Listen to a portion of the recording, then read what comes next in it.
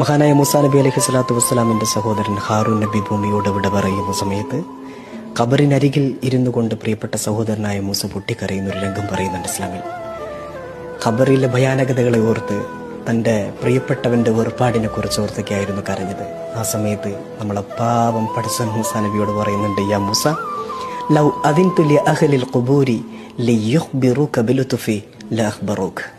ഞാനെങ്ങാനും ഈ മറമാടപ്പെട്ട മനുഷ്യർക്കൊക്കെ അവരെ ഞാൻ എങ്ങനെ ട്രീറ്റ് ചെയ്തു, അവരോട് ഞാൻ എത്ര സൗമ്യമായി പെരുമാറി എന്നത് വിളിച്ചു പറയാനുള്ള ഒരു അവസരം കൊടുത്തു കഴിഞ്ഞാൽ അവർക്ക് എണീറ്റ് നിന്ന് വിളിച്ചു പറയുമായിരുന്നു എൻ്റെ സ്നേഹത്തെക്കുറിച്ച്, കാരുണ്യത്തെക്കുറിച്ച്. യാ മൂസ ലം അൻസഹും അലല്ലാഹിരിൽ അർള്. ഭൂമിക്ക് മുകളിൽ നടന്ന സമയത്ത് ധിക്കരിച്ചിട്ടും നന്ദികേട് കാണിച്ചിട്ടും മറക്കാത്ത ഞാൻ അഫ അൻസാഹും ഫി ബാത്തിനിൽ അർള്. ഭൂമിക്ക് താഴെ ഒന്നിനും കഴിയാതെ ചുരുണ്ടുകൂടി മണ്ണിനോട് കവിൾത്തടം ചേർത്ത് കിടക്കുന്ന പാവപ്പെട്ട അടിമയെ എങ്ങനെ വേദനിപ്പിക്കുമിടോ?